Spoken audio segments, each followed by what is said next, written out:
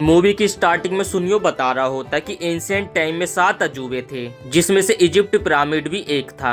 और उस समय के मजदूरों ने उस पिरामिड के अंदर कई बेशकीमती हीरे जवाहरात छुपा कर रखे थे। खजाने की बात सुनकर नोबिता काफी ज्यादा खुश हो जाता है, जिसके बाद सुनियो बताता है कि वो खजाना आज भी उस पिरामिड के अंदर मौजूद है। इसके बाद नोबिता जल्दी से भागकर अपने घर जाने लगता है, लेकिन नेक्स्ट सीन में हम देखते हैं कि नोबिता तो डोरा केक लेकर आ रहा था मार्केट से, और नोबिता को समझ ही नहीं आता कि आखिर वो डोरा केक को क्यों लेने गया। डोरा केक को लाने के बाद नोबिता एक अच्छे बच्चे की तरह घर के गार्डन की घास को तोड़ने लगता है। तभी नोबिता अपने आप को घास तोड़ने से रोकने की कोशिश करता है, लेकिन वो रुक भी नहीं पा रहा था। और फिर उसके पास डोरेमोन आ जाता है, जो कि उसके लाए गए डोरा केक को खाने लग जाता है। नोबिता घास उखाड़कर काफी ज्यादा थक चुका था। इसके बाद वो डोरेमोन के पास जाता और उससे बोलते कि आखिर ये सब क्या हो रहा है। तभी डोरेमोन मुस्कुराते हुए नोबिता को एक फ्यूचर बुक दिखाता और उसे कहता है कि इस डायरी के अंदर जो भी कुछ लिखा जाता है वो एकदम सच हो जाता है। और डोरेमोन ने उस डायरी में लिखा था कि नोबिता मेरे लिए डोरा केक लाएगा और उसके लाने के बाद वो घर की गार्डन की घास को काटेगा। ये सारी चीजें पढ़कर नोबिता उसके ऊपर काफी ज्यादा गुस्सा होने लगता है, लेकिन अगले पल वो एकदम खुश भी हो जाता है। और तभी नोबिता डोरेमोन को इजिप्ट के खजाने के बारे में बताता है और उसे कहता है कि चलो हम दोनों ढूंढने के लिए चलते हैं। लेकिन डोरेमोन उसे पहले अपना होमवर्क करने के लिए कहता है और नोबिता बड़ी जल्दी से अंडसंड कुछ भी अपना होमवर्क कर लेता है। अब नेक्स्ट सीन में हम देखते हैं कि वो दोनों एनीवेयर डोर का इस्तेमाल करके इजिप्ट पहुंच जाते हैं। इजिप्ट में पहुंचने के बाद वो लोग देखते हैं कि यहाँ पे लोगों की तो काफी ज्यादा भीड़ है। तभी वो लोगों से छिपते हुए पिरामिड के पीछे वाले एरिया में आ जाते जहाँ पर कोई भी नहीं था।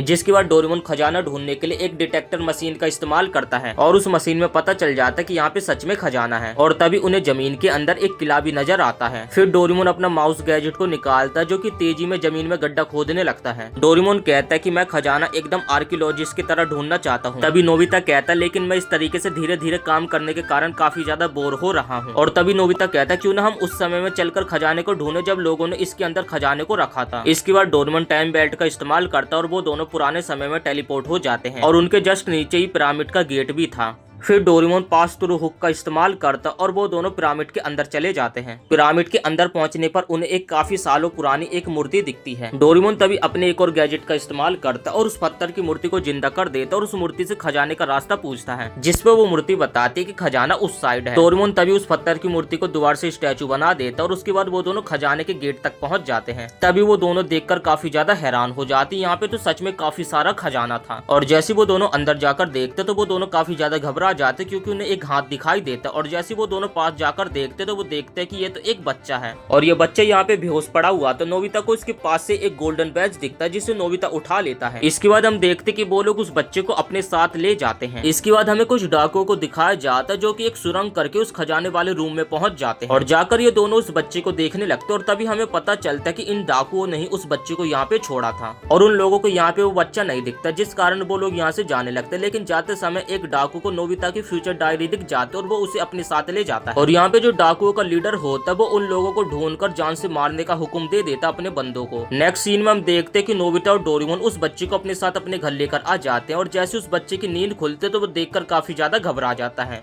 और वो बच्चा बिना कुछ सोचे समझे नोबिता और डोरेमोन के ऊपर हमला कर देता है। लेकिन कमजोरी की वजह से वो बच्चा वहीं पे ढेर हो जाता है। इसके बाद डोरेमोन अपना ट्रांसलेशन टूल को निकालता और उस बच्चे को खाने के लिए दे देता है, जिस कारण उस बच्चे को नोबिता और डोरेमोन की भाषा भी समझ आने लग जाती है। जिसके बाद नोबिता और डोरेमोन उस बच्चे के लिए खाना पकाते और उस बच्चे को पेट भर के खाना खिला देते, जिस कारण वो बच्चा काफी ज्यादा खुश हो जाता है। वो बच्चा बताता है कि मैं इजिप्ट का प्रिंस रेमसेस हूँ और मेरे पिता के मर जाने के बाद मैं वहाँ का किंग बनने वाला था, लेकिन उसका जो सेनापति है वो उसे मारकर खुद किंग बनना चाहता है। तभी वहाँ से नोबिता और डोरेमोन की मॉम की आवाज आने लगती है, जिस कारण वो दोनों काफी ज्यादा घबरा जाते हैं। तभी नोबिता की मॉम सेंसू को देखकर थोड़ा सा हैरान हो जाती है और सेंसू भी नोबिता की मॉम को देखकर हैरान हो जाता है। और सेंसू नोबिता की मॉम को देखकर उसे इजिप्ट की गॉडेस समझने लगता है।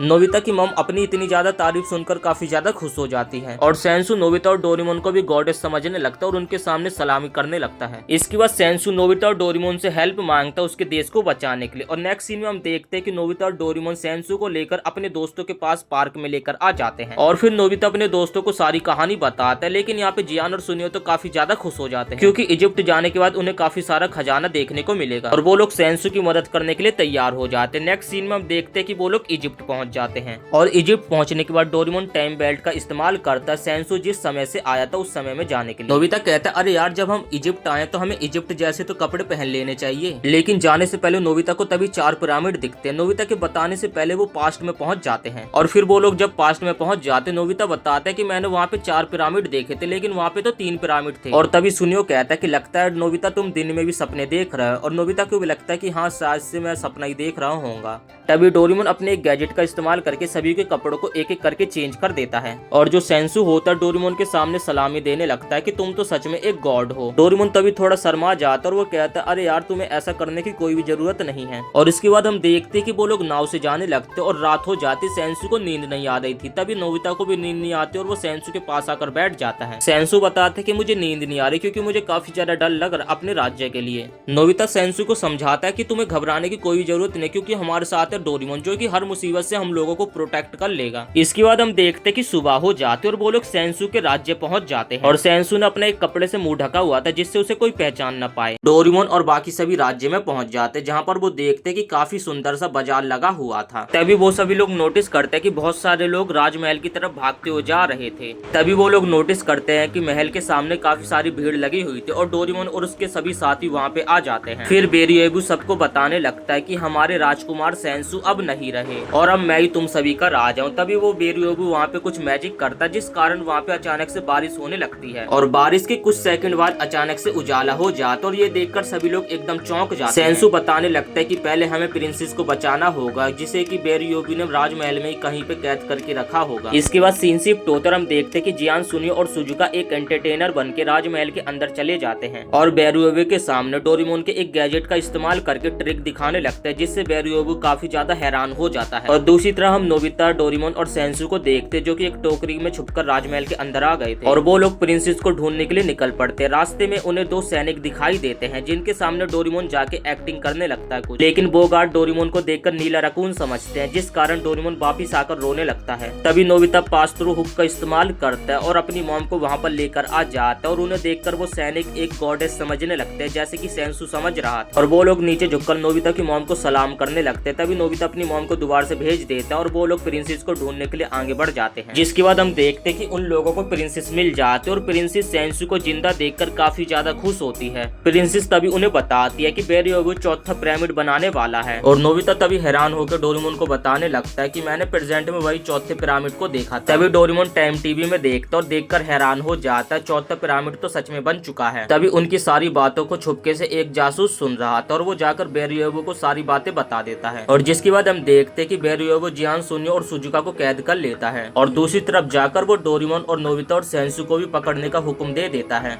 लेकिन डोरेमोन और नोबिता गैजेट का इस्तेमाल करके उन सभी सैनिकों को हरा देते हैं। तभी प्रिंसेस को कुछ होने लग जाता है और वो जाकर बेरियोबु के पैरों के बल नीचे झुक जाती है और उसे अपना किंग बोलने लगती है। जिसके बाद बेरियोबु नोबिता की फ्यूचर बुक उसे दिखाने लगता है और फ्यूचर बुक को देखकर नोबिता काफी ज्यादा हैरान हो जाता है और सोचता है कि आखिर इस बंदे के पास ये बुक कहाँ से आ गई। इसके बाद हम देखते कि नोबिता और उसके सभी दोस्तों को बेरियोबु ने काल कोठरी में कैद करके रखा हुआ और सेंसु थोड़ा सा टेंशन में था। तभी नोबिता उसे समझाता है कि चिंता मत करो, हमें डोरेमोन बचा लेगा। इसके बाद हम देखते कि नोबिता और उसके दोस्तों को बोट पे सफर करके कहीं पर ले जाया जाता है और उन्हें सफर करते पूरे 4 दिन बीत जाते हैं और उन लोगों को सफर करा के किसी और जगह नहीं बल्कि 4 पिरामिड के पास लेकर आया जाता है। इसके बाद उन लोगों को 4 पिरामिड के अंदर लेकर आया जाता है जहाँ पर डोरेमोन को पहले से बांध कर रखा हुआ था। और दूसरी तरफ हमें पता चलता है कि बेरियोबु ने डोरेमोन के एक गैजेट का इस्तेमाल करके 4 पिरामिड को बनाया है। डोरेमोन इन सब चीजों के लिए सेंसु से माफी मांगने लगता है लेकिन तभी वहाँ पे बेरियोबु आ जाते हैं जो कि सेंसु को एक रस्सी से लटका देता है और पानी में एक मगरमच्छ होता है जो कि सेंसु को खाने ही वाला था। और तभी बेरियोबु प्रिंसेस को रस्सी काटने का हुक्म देता है और यहाँ पे प्रिंसेस बेरियोबु के बस में होती है जिस कारण वो बिना कुछ सोचे रस्सी को काटने लगती है। जिसके बाद हम देखते हैं कि जियान अपने दिमाग का इस्तेमाल करके आग की मदद से अपनी रस्सी खोल लेते हैं और वो जल्दी से अपनी बीन पकड़ता है और बीन को बजाने लग जाता है। तभी प्रिंसेस रस्सी को काट देती है जिससे सेंसु पानी में नीचे गिरने लग जाता है। लेकिन तभी जियान अपनी रस्सी का इस्तेमाल करता है और वो रस्सी सेंसु को हवा में ऊपर उछाल देती है और सेंसु सीधा जाकर बेरियोबु के मुंह पर एक जोरदार किक मारता है जिससे जो उसके हाथ में फ्यूचर डायरी होती है वो भी छूट जाती है और वो फ्यूचर डायरी जाकर आग में जल जाती है, जिस कारण जो अभी भी बेरियोवो ने कुछ भी किया था वो सारा चीज एकदम पहले की तरह हो जाता है। यहाँ तक कि प्रिंसेस जो उसके बस में थी वो भी पहले की तरह ठीक हो जाती है। सेंसु बेरियोवो से पूछता कि आखिर ये सब तुम क्यों कर रहे हो, जिस पे बेरियोवो बताते कि मैंने तुम्हारे पिता को मारा था और अब मैं तुम्हें भी मार दूंगा जिससे मैं यहाँ का किंग बन जाऊंगा। तभी हम देखते कि एक पेंटिंग अचानक से जिंदा हो जाती है और वो पेंटिंग बेरियोवो को पकड़ लेती है और बेरियोवो को पकड़ने के बाद डोरेमोन उस पेंटिंग को उसी के साथ दोबारा से एकदम पहले की तरह कर देता है। इसके बाद हम देखते कि वो लोग सभी सेफली पिरामिड के अंदर से बाहर आ जाते हैं और डोरेमोन जो होता है अपने गैजेट का इस्तेमाल करके चौथे पिरामिड को पूरी तरीके से तोड़ देता है और सभी चीजें एकदम नॉर्मल हो जाती है और सेंसु को वहाँ का किंग बना दिया जाता है और साथ ही वो प्रिंसेस से शादी भी कर लेता है। इसके बाद वो लोग सेंसु को अलविदा बोल के टाइम बेल्ट का इस्तेमाल करके दोबारा से अपने प्रेजेंट टाइम में आ जाते हैं और इसी के साथ ये एपिसोड यहीं पे समाप्त हो जाता है। वीडियो पसंद आई तो वीडियो को एक लाइक करके चैनल को सब्सक्राइब जरूर से कर देना।